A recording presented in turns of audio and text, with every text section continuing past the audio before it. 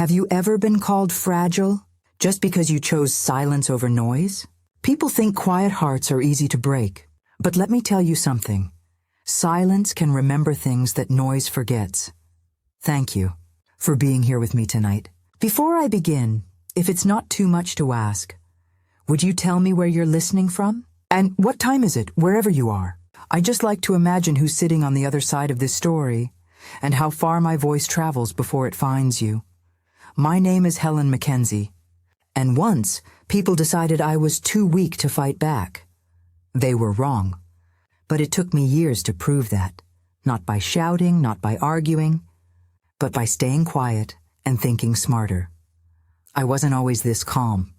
Once, I was a teacher, the kind who remembered every child's name, who carried extra pencils in her bag for those who forgot theirs. Life was simple. My husband and I built a home from scratch. White walls, rose bushes, and a porch where we'd drink tea and watch sunsets. But life has a way of folding in on itself, slowly, gently, until you wake up and realize you're alone in a room full of people you raised. It started with small things. I began forgetting where I left my keys. Then faces blurred. Words slipped. My daughter Landy said I needed help. Her husband Mark said maybe it was time I moved somewhere safer. For everyone's peace of mind. That's how I ended up in that home. Not my home, a nursing home. A place that smelled like disinfectant and fading memories. I remember the day they left me there. Landy smiled, that nervous, guilty smile she had when she knew she was doing something wrong, but didn't want to feel it.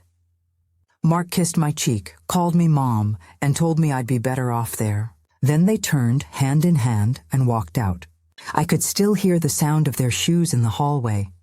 But I stayed quiet. People assume silence means acceptance. It doesn't. Sometimes silence is strategy. The nurses were kind, most of them. But there was one. Amelia Ross. She was young, maybe late 20s, with kind eyes that never looked down on me. The first night, she brought me tea, not from the home's kitchen, but from her own flask. Homemade ginger and honey, she said softly. It helps with confusion. I didn't say anything, just nodded, but something about her tone, patient, unhurried, made me want to stay awake longer that night. Days passed, then weeks. The walls had soft colors, but they trapped you all the same. Most people there had surrendered to their fading memories. But I didn't want to fade. Not yet. Amelia would come by every evening. She'd sit with me, sometimes after her shift, and ask about my life before. I'd tell her fragments, my garden, my old students, my daughter when she was a baby. Sometimes I'd forget the middle of a sentence, and she'd gently fill it in for me, like she'd been there. One night when she was leaving, she said, "You know, Helen, sometimes people put you in places not because you're weak, but because they're afraid of how strong you actually are." That sentence stayed with me like a whisper that refused to fade. Then one afternoon, something happened. I was helping fold napkins in the dining area, a small act that made me feel useful. A woman I barely knew said, "Your family visits often?" I smiled faintly. "Not really." She said, "Oh, I thought you were the lady whose house is in the papers. The one they're renovating for that big business." I froze. "What business?" I asked, though I already knew. She shrugged. "Some coffee company," said it was family-owned.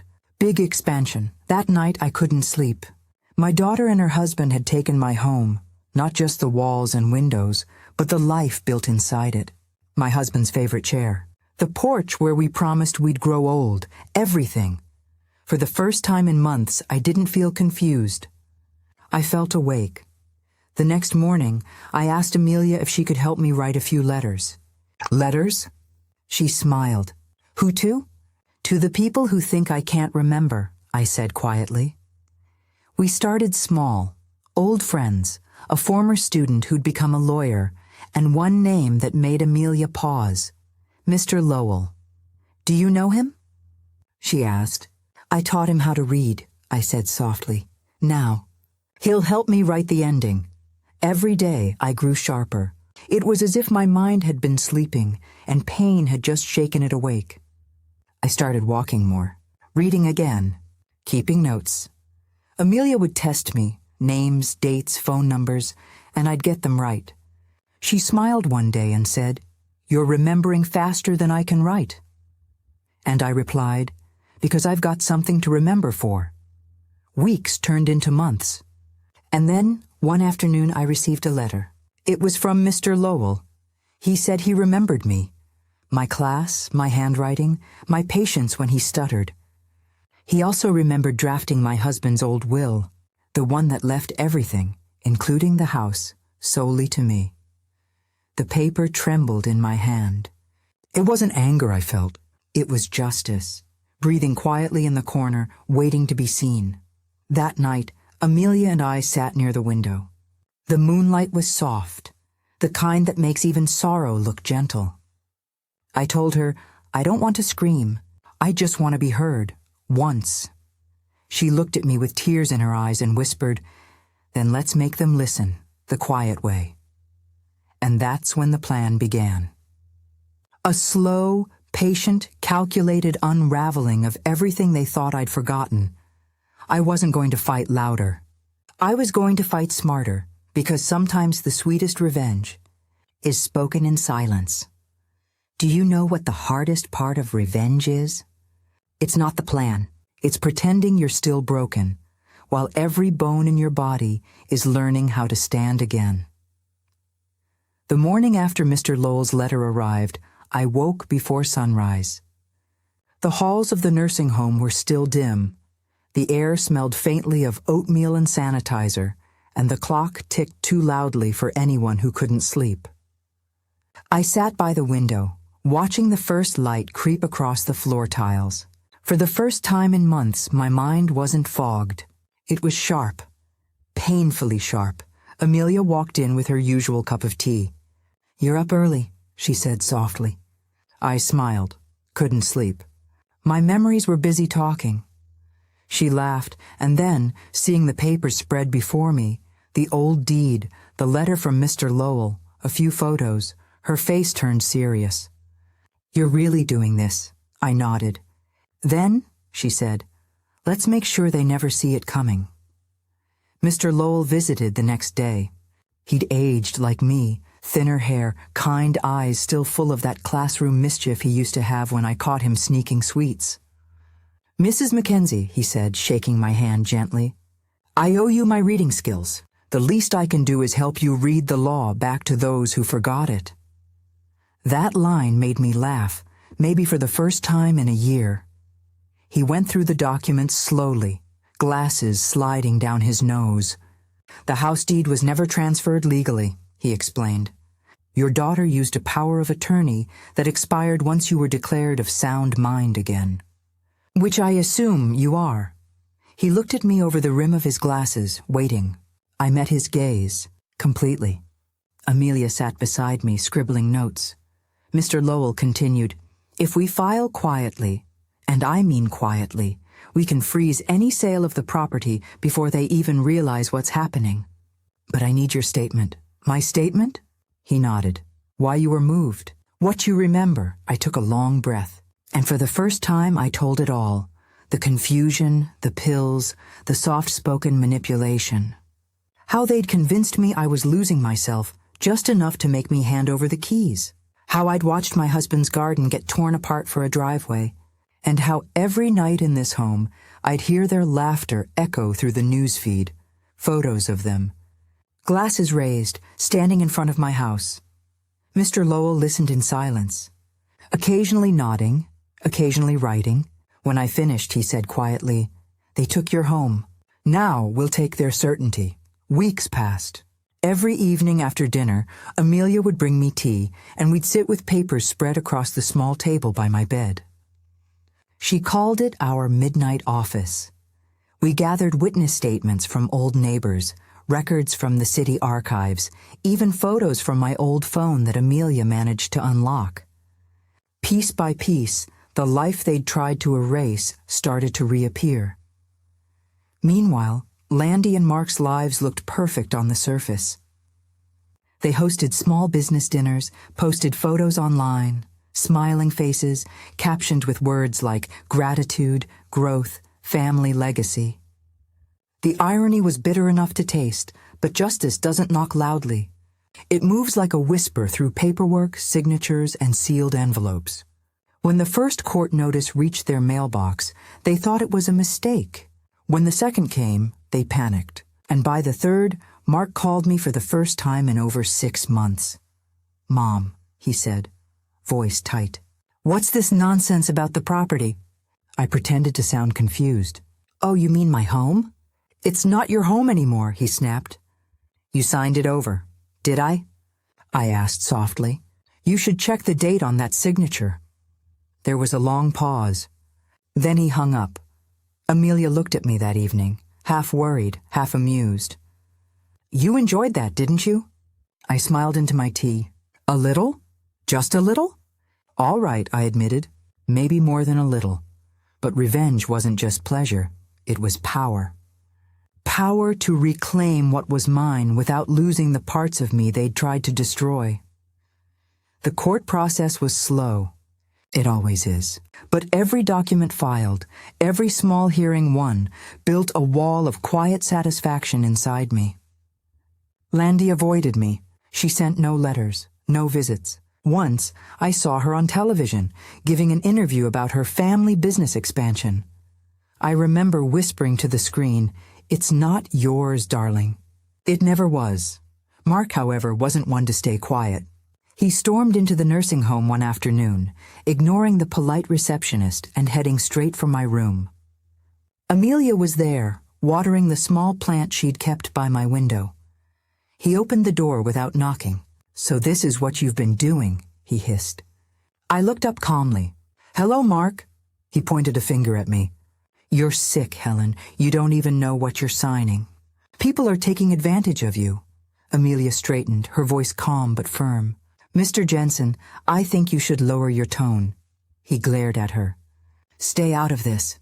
She didn't move. "I'm afraid I can't." For a second, the room was thick with tension.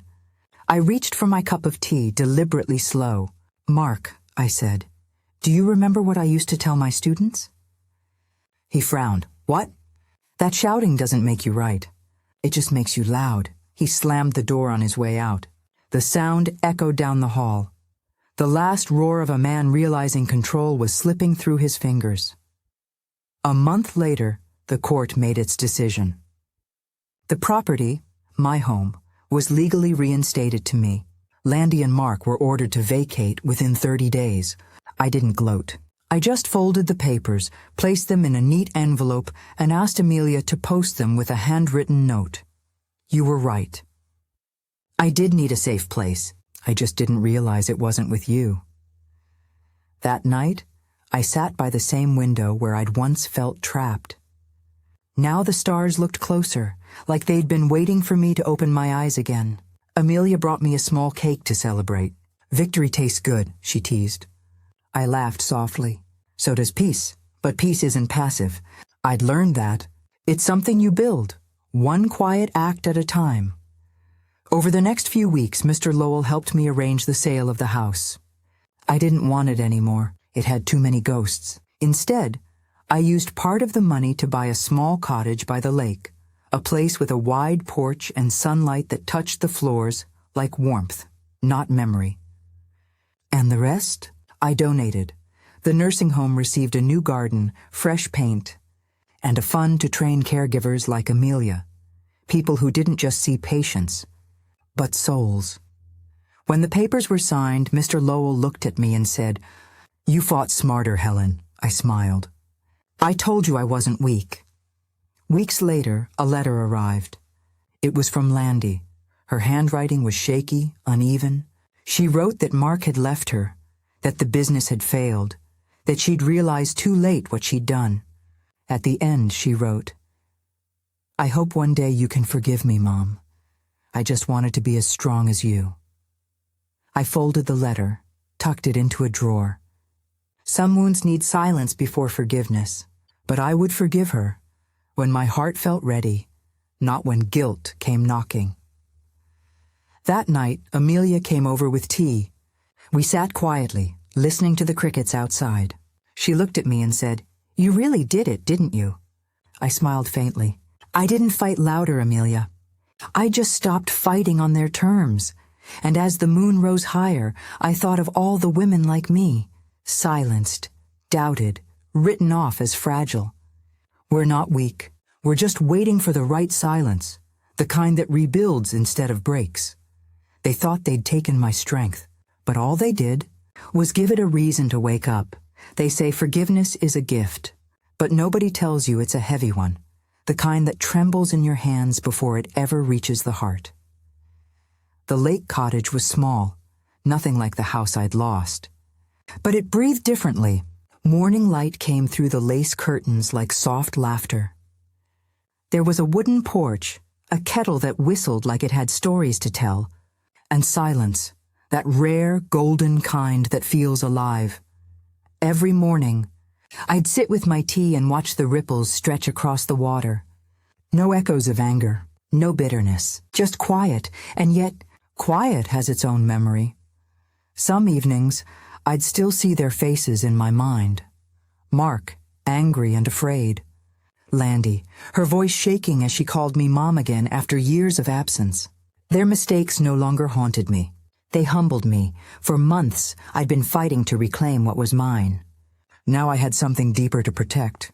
Peace. And peace doesn't shout. It whispers. One afternoon, a letter arrived. No address. No return name. Just for Helen scrawled in blue ink. Inside was a photo, the front of my old house. The for sale sign was gone, replaced by a small wooden board that read, Community Reading Center, McKenzie Library. Below it was a short note. "We thought your story should continue here. Amelia and Mr. Lowell." I stared at it for a long time. Not because I didn't understand, but because it made perfect sense. The house where I was silenced had become a place where voices could grow. I packed a small bag that night. By morning, I was standing at the edge of the road that led to that old house, my first home, my last battlefield. The air smelled the same, faint lilac and rain-soaked earth. But it wasn't mine anymore, and for the first time, I was glad. Amelia came running when she saw me. She was wearing her nurse's uniform still, but her eyes, those same calm, bright eyes, sparkled like sunlight on glass. "You came," she said, slightly breathless. "I had to see," I replied. Mr. Lowell was inside, arranging a few worn books on a long wooden table. He looked up and smiled. "You see, Helen? Your silence built something." I walked through the room slowly. Where my family's laughter used to hurt, now children's voices filled the air, reading, stumbling, laughing again. The kitchen had been turned into a tea corner, the living room into a small library. In the corner, a framed plaque read, "In honor of Helen McKenzie, who taught us that even the quietest voices can rebuild worlds." I stood there for a long while, my throat tight, my chest full of something I couldn't name. Amelia placed a hand on my shoulder. "You once told me peace isn't passive," she said. "Now look what it built." Later that day, as the sun sank low, a car stopped outside. It was old, dusty, and from it stepped Landy.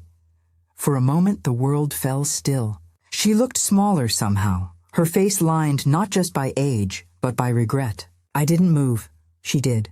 Slowly, cautiously, like approaching an altar. "Mom," she whispered. It had been years since I'd heard her say that word without anger. "I wasn't sure you'd come here." "I wasn't sure you'd come either," I said softly. She nodded, her eyes filling. "I'm not here for the house," she said quickly. "I know it's not mine. I just wanted to see what you turned it into." I smiled faintly. "I didn't turn it into anything. It turned itself back into what it was always meant to be, a place for learning." She looked around, blinking fast. "I saw the sign online," she said. "I thought you'd be angry, that you'd never—" "Forgive you?" I finished gently. She nodded. Forgiveness, I realized then, isn't something you declare. It's something that grows in you, quietly, like wildflowers in places no one expects them. "I already did," I said. "I just didn't know it yet." Tears slipped down her cheeks, and for the first time since that terrible day, she stepped forward and hugged me. It wasn't long or dramatic, just a trembling human hug, full of things words could never repair. But it was enough. Mr. Lowell watched from the doorway, smiling quietly. And Amelia, wiping her eyes, whispered, "Well, that's one chapter closed." That evening, Landy stayed for tea. We sat by the window where my old armchair used to be, the same chair she'd once said was too old to keep. Now, a little girl sat in it, reading aloud to her brother from a children's book. Landy watched her, her expression softening. "I used to think strength meant never needing anyone," she said finally. "But I think I just didn't know what strength really looked like." "It looks like kindness," I said quietly. "And sometimes it looks like walking away," she smiled faintly. "You always said that." I always meant it. When she left that night, she promised to visit again, not out of guilt, but out of peace. And for once, I believed her. The seasons changed. Leaves reddened, fell, and grew again. The community center flourished. Children came after school, older people read their favorite novels aloud, and sometimes, on quiet weekends, I gave small lessons. Not lectures, not lessons about grammar or literature, lessons about silence, about starting again, about how power doesn't need to be loud to be felt. Amelia eventually left the nursing home to run the center full-time. I told her I was proud of her. She said, "You didn't just give me a job. Helen, you gave me purpose." And that, more than any court victory, felt like justice. Mr. Lowell retired soon after, but he still visited every Thursday, carrying two things, a bag of pastries and his old briefcase, stuffed with poems he never showed anyone. He'd sit with the children and read them aloud, voice trembling, eyes bright. And every time he did, I'd think, this is what we were all fighting for. One evening, as I sat by the lake again, a soft breeze carried laughter from the open window behind me. Children's laughter. It rippled through the water like music. I closed my eyes. This was the sound of peace. Not silence, not revenge, just life continuing, gently, faithfully, beyond pain. And I realized something then. Revenge had never been about hurting them back. It had been about remembering who I was before they broke me. I didn't reclaim the house to live in it. I reclaimed it to prove that what they built on lies could be rebuilt on truth. Forgiveness wasn't surrender. It was freedom. And sometimes, freedom looks like a quiet woman sitting by a lake, smiling at the sound of children reading aloud in her old living room. Months later, I received another letter, from Mark this time. He wrote from another city. He was starting over, working as a teacher's aide in a small school. He ended the letter with one line. "I used to think you taught me how to spell, Mom. Now I know you were teaching me how to begin again." I folded it carefully and placed it beside Landy's. Not trophies. Not reminders. Just proof that even the broken can learn. As the sun set, Amelia walked up behind me.